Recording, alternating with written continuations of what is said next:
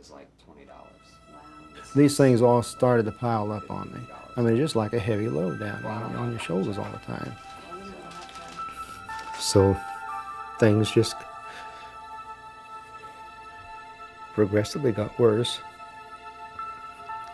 And if it hadn't been for my wife and kids, I'd have probably done myself in that day. Val Black of Shenandoah, Iowa, lived the American financial nightmare. He was on the verge of losing everything he owned. It all began one day at work. As I was working for this magazine publisher, I picked up a bag one day and I felt something give in my back. And it laid me up and I couldn't work. So being the breadwinner, I was really depressed. And it just kept getting worse and worse and I couldn't do anything. Workman's compensation started to run out. And I started to get panicky. And Val's panic intensified when the bank threatened to foreclose on the house. We were about ready to lose the house. I called the mortgage company, trying to explain to them, hoping to get a friendly person that would understand what I was going through. I tell you, being on workman's compensation, not being able to work, after being a breadwinner for all those years, it tears a guy up and out inside. And seeing my wife have to make bring home the bacon and all that. But Val recalls his darkest memory. It was on Thanksgiving Day, and there was no food in the house. I was out hunting Thanksgiving. I realized what I was doing. Couldn't afford a turkey. I was trying to get a pheasant so we'd have something to eat.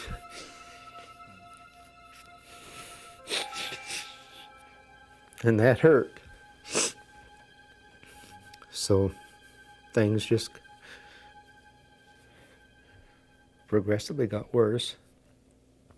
I think I went to bed every night drunk. And it didn't seem to help. I thought it was going to help. It didn't help. But Val started watching a television program, a program that would change his life forever. And I started watching television in here.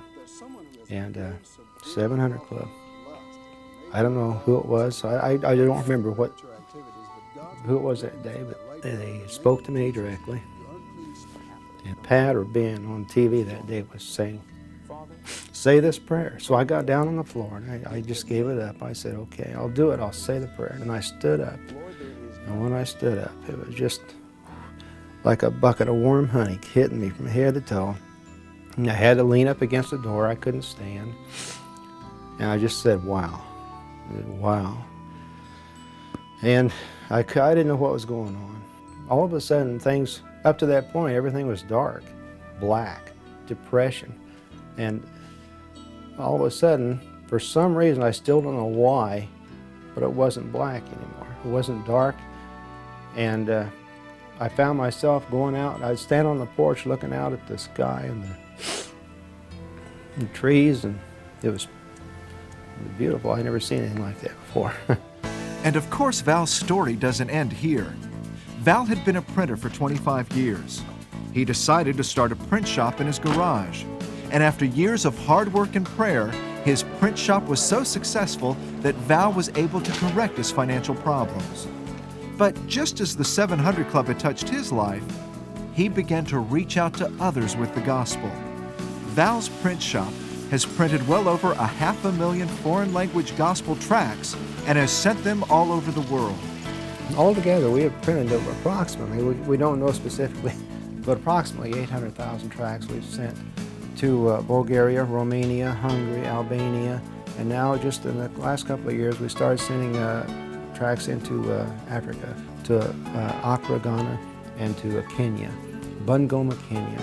And his church, Faith Christian Fellowship of Shenandoah, Iowa, pitches in to get the gospel tracts bundled and packaged. We get them printed up out here and we notify the people at church, and they get together, the ladies bring their irons and they shrink wrap them. They tear off little pieces of shrink wrap and they wrap these bundles and they shrink wrap them with their irons. And they just have a big time down there. They get some Christian music going, and it's been a blessing to us and them too. The physical and financial problems that once plagued Val are gone, and he thanks God for the peace and happiness in his home. My favorite scripture is Galatians 2:20. I'm crucified with Christ. Nevertheless I live, yet not I, but Christ liveth in me. And the life which I now live in the flesh, I live by the faith of the Son of God who loved me and gave himself for me. And that's one of my favorite scriptures.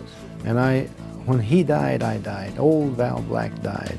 And when he raised from the dead, a new Val Black raised from the dead. And he's keeping me going from there.